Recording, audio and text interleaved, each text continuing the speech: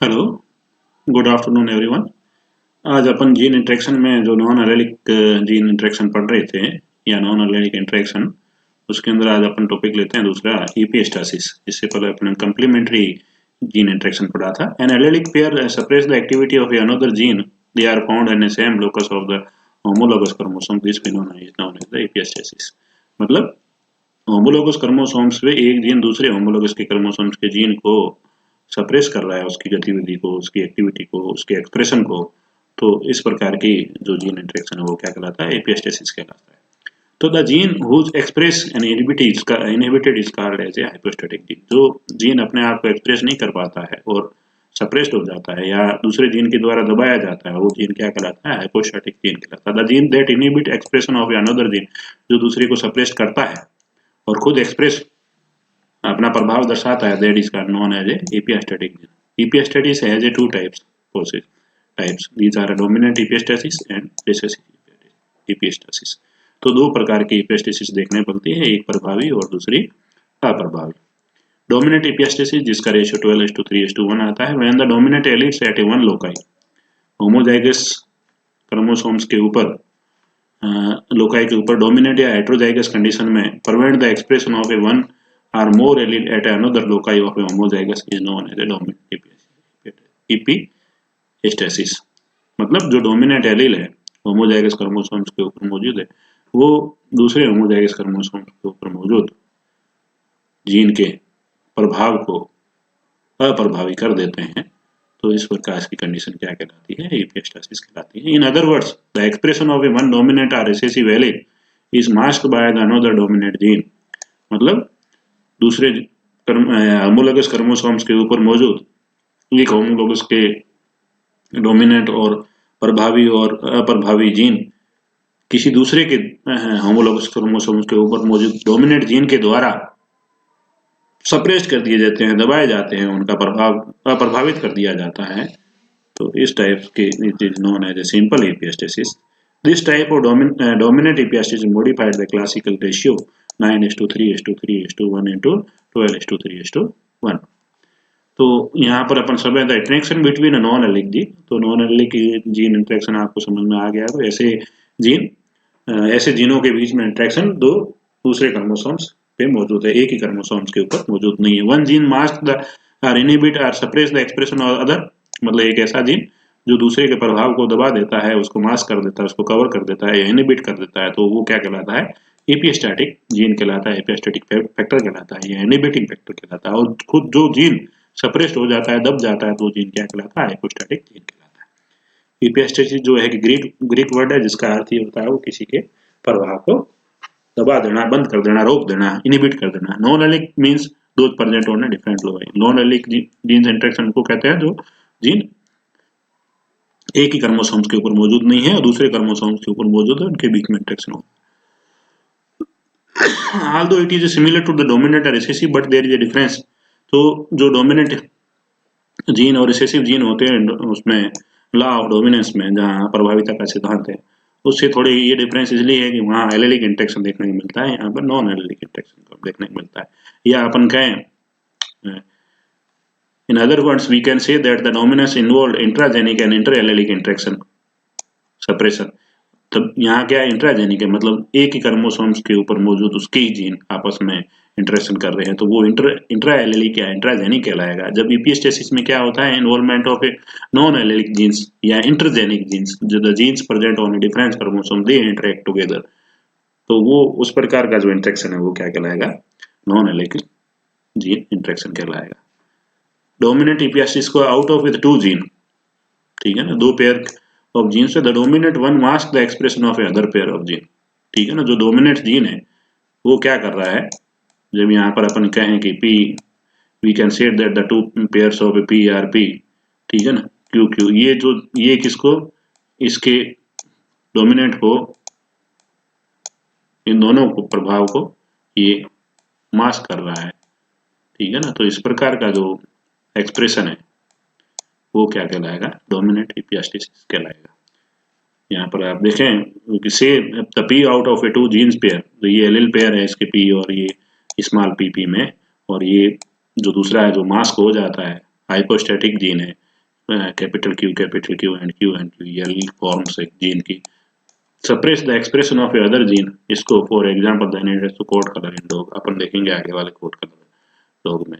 जैसे अपन इसके दो एग्जांपल देखते हैं, जैसे अभी अपन कोड कलर को यहाँ पर देखते हैं, यहाँ पर है ये ब्राउन है, ये व्हाइट डॉग है, ठीक है ना। ये इस कंडीशन में ये क्या है, ब्राउन है और ये व्हाइट है।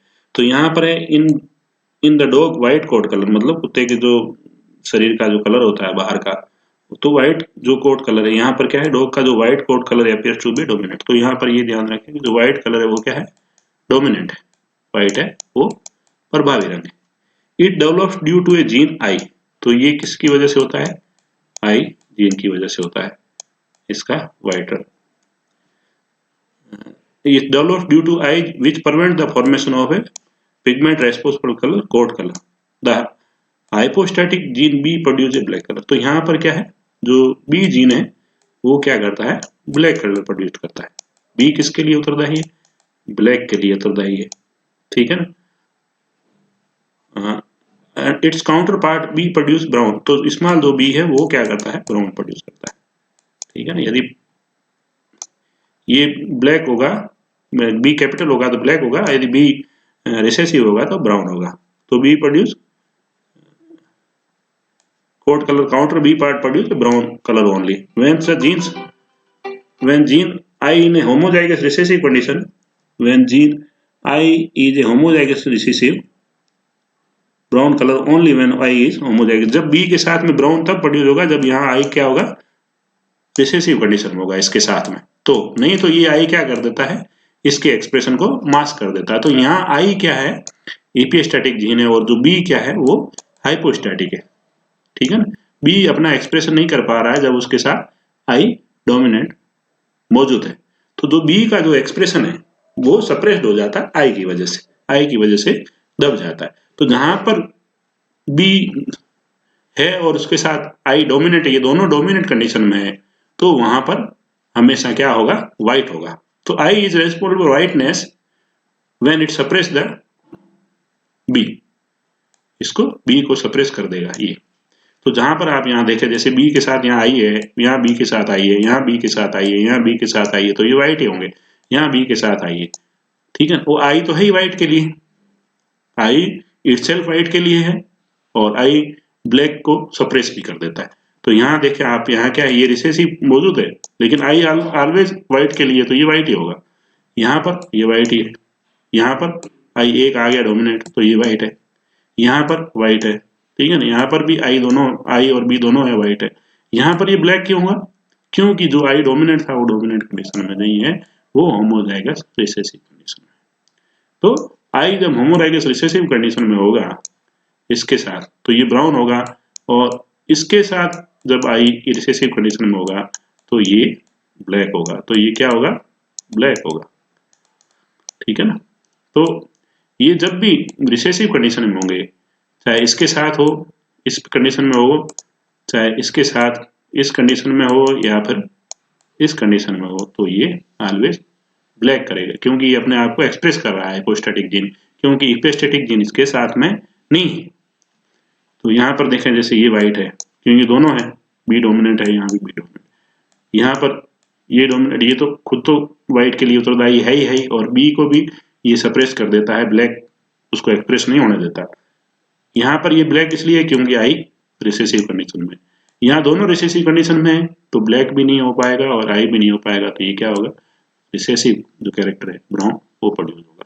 तो यहाँ पर जो इसका रेशियो है 12:3:1 आपको देखने को मिलेगा। और ये ऐसा क्यों होता है, तो ये ऐसा इसलिए होता है, इसको अपने यहाँ समझा, जैसे ये colour of summer squash fruit है, तो यहाँ पर आप देखें, जैसे भी ये व्हाइट फ्रूट है, तो ये क्या है, व्हाइट ही है, अकेला है, व्हाइट है, और यहाँ भी ये अकेला है जी, तो ये येलो के लिए है। जैसे यहाँ पर बी व्हाइट के लिए है, तो यहाँ पर जी येलो के लिए, तो क्या जी क्या कहते हैं, बी ब्लैक के लिए है, तो यहाँ जी येलो के लिए है, और यहाँ आई व्हाइट के लिए है, तो यहाँ डब्लू व्हाइट के लिए।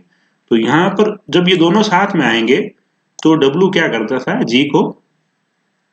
जी के एक्सप्रेशन को येलो एक्सप्रेशन नहीं होने देता, ये व्हाइट ही होने देता। अकेला होगा तो भी व्हाइट होगा, क्योंकि ये तो व्हाइट के लिए है ही डब्लू, ये डब्ल्यू वाइट के लिए है।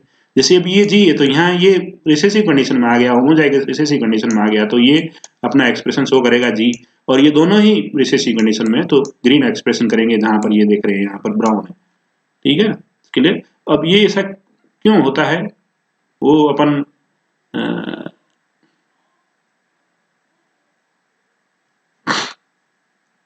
ठीक है ना, ये ऐसा इसलिए होता है कि भाई जो जो डोमिनेंट है वो जिन दूसरे के प्रभाव को मास्क कर देता है, उसको एक्सप्रेस नहीं होने देता है, सप्रेस कर देता है। ठीक है ना, तो one dominant gene suppress the dominancy of other. ठीक है ना, एक प्रभावी जीन दूसरे के प्रभावी जीन की प्रभाविता को दबा रहा है, इसलिए ये डोमिनेंट एपिस्टेसिस कहलाता है। अब अपन दूसरे में देखते हैं रिसेसिव एपिस्टेसिस, क्योंकि दो प्रकार के एपिस्टेसिस है, एक डोमिनेंट एपिस्टेसिस है, एक रिसेसिव एपिस्टेसिस। रिसेसिव एपिस्टेसिस को सप्लीमेंट्री जीन इंटरेक्शन भी कहा जाता है, जिसका रेशियो 9:3:4 आता है। Supplementary genes are the two non allelic genes. तो नॉन एलिलिक आपको समझाने की जरूरत नहीं है बार बार क्या है interaction, in which the first gene can produce its effects whether. तो इसमें क्या होता है, सप्लीमेंट्री जीन इंटरेक्शन में क्या होता है, एक जीन मान लो मौजूद है तो ये दूसरा हो या नहीं हो ये अपने आप को एक्सप्रेस करेगा। ठीक है ना, ये अपने आप को एक्सप्रेस करेगा, लेकिन जो दूसरा जीन है वो इसके साथ होगा तभी ये नया एक्सप्रेस होगा, नहीं तो ये अलोन तो कुछ भी नहीं करेगा। ठीक है ना, तो यहाँ ये कह रहा है the in which the first gene can produce its effects whether the second gene is present और नॉट। तो पहला जीन है वो अपना प्रभाव दर्शाएगा कि दूसरा जीन है या नहीं भी, उसको कोई फर्क नहीं पड़ता, वो अपना प्रभाव दर्शाता है। बट सेकेंड जीन अपना प्रभाव तभी दर्शाता है जब पहला वाला जीन उसके साथ होता है तब। ठीक है, तो सेकेंड वन क्या कहलाता है, सप्लीमेंट्री जीन कहलाता है।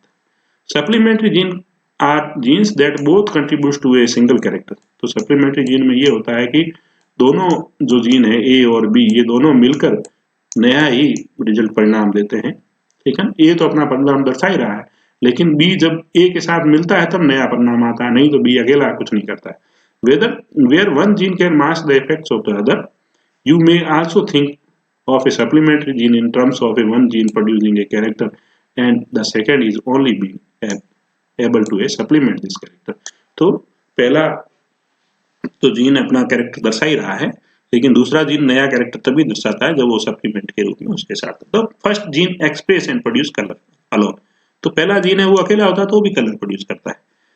Second is not express so does not produce colour. तो दूसरा जीन है, जैसे ये भी यहाँ है तो ये मान लो कलर के लिए उतरता है, तो बी है, ये अकेला है तो कुछ भी नहीं करेगा। ठीक है ना, और ये ए बी और के साथ में हो गया तो ये नया ही कलर प्रोड्यूस करेगा।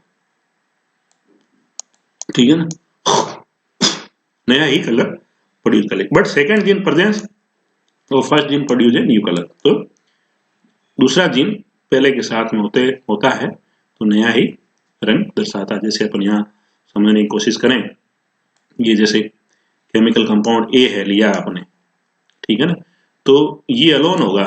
जैसे अभी ये अकेला है तो ये कुछ भी नहीं प्रोड्यूस करेगा, ये इसका जो परिणाम है वो व्हाइट ही होगा। ये इसके साथ में प्रोड्यूस है, दोनों साथ में, तो ये नया ही रंग प्रोड्यूस करेंगे चूहे का।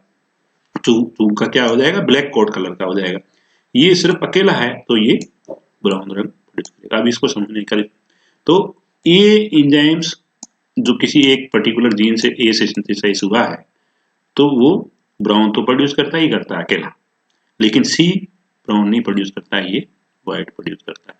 लेकिन सी जब ए के साथ में होगा तो फिर ये ब्लैक प्रोड्यूस करेगा। जैसे यहाँ देखें आप, साथ में है तो ब्लैक है, अकेला है तो ये ए अकेला है, ये इससे इसको इसकी उपस्थिति या नहीं उपस्थिति इससे कोई फर्क नहीं पड़ता।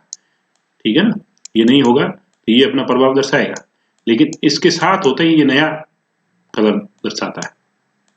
ठीक है ना, ठीक है ना, ये अपना प्रभाव दर्शाता है, लेकिन ये अकेला होगा तो ये अपना प्रभाव नहीं दर्शाएगा। जबकि ये अकेला होगा तो अपना प्रभाव दर्शाता है, लेकिन सी अकेला होता तो अपना प्रभाव नहीं दर्शाता। इसको इसलिए रिसेसिव एपिस्टेसिस कहा गया है कि ये रिसेसिव है, यहाँ पर होते हुए भी इसको प्रभाव नहीं दर्शाने देता, इसलिए इसको रिसेसिव एपिस्टेसिस कहा गया। Here the recessive one is present, इस डोमिनेट अपना एक्सप्रेस नहीं कर पाता है तो इसको रिसेसिव एपिस्टेसिस कहा गया है। This ABO enzymes are both coded by different genes found in a complete different chromosomes for A, ठीक है ना, इसको कोडेड करने वाले जो जीन है, कोडोन क्या होते हैं, nitrogen bases in A triplicate form present on the messenger RNA which responsible for the synthesis of a particular amino acids. तो जब ट्रांसलेशन होता है, जहाँ पर प्रोटीन का संश्लेषण होता है आरएनए से, तो वहाँ पर जो नाइट्रोजन बेसिस के कोडन होते हैं ट्रिप्लिकेट फॉर्म में, वो पर्टिकुलर अमीनो एसिड्स को कोड करते हैं। तो वो यहाँ पर वो पर्टिकुलर अमीनो एसिड से सिंथेसिस होता है, अमीनो एसिड से एंजाइम बन रहे हैं, तो वो कोड कर रहे हैं। तो ऐसे हम मान लिया है कि ए एंजाइम ए जीन से कोड हो रहा है और बी जो सी एंजाइम वो सी जीन से कोड हो रहा है, तो दोनों जब जीन साथ में इंटरेक्ट हो रहे हैं तो वो नया प्रदर्शन कर रहे हैं। अन्यथा अकेला ए है तो वो अपना प्रभाव दर्शा ही रहा है, लेकिन अकेला सी अपना प्रभाव नहीं दर्शा रहा है।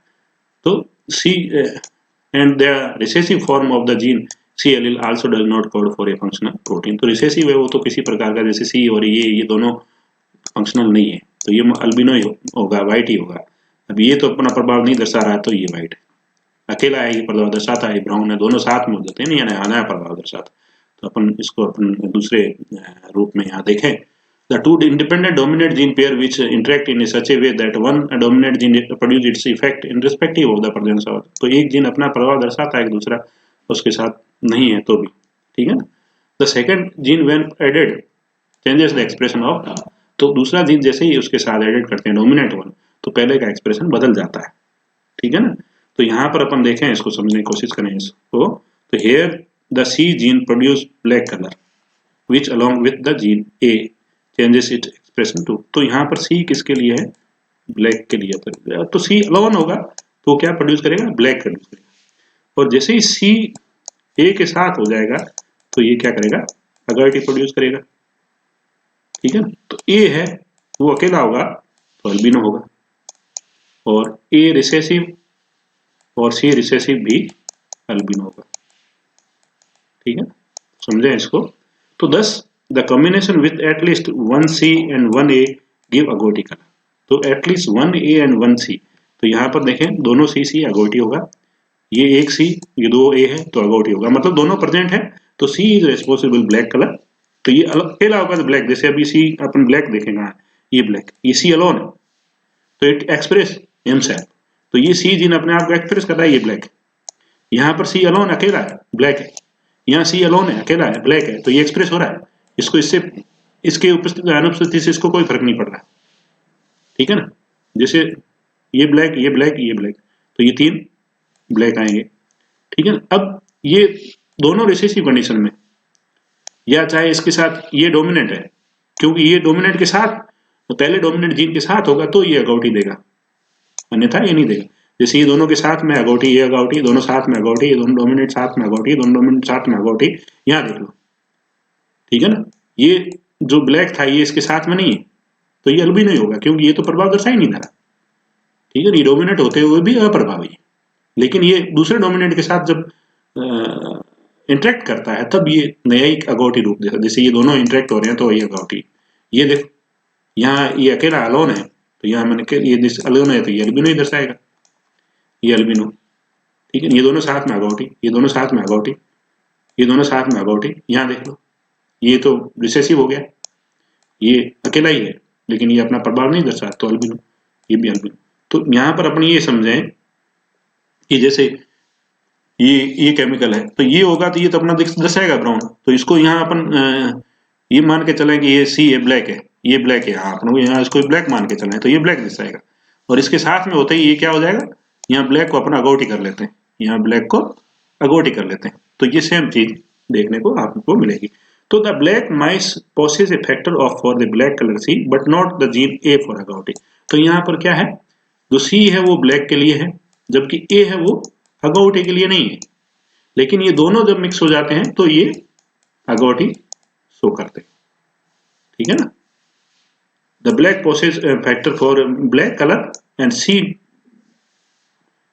Does not possess for A agouti colour.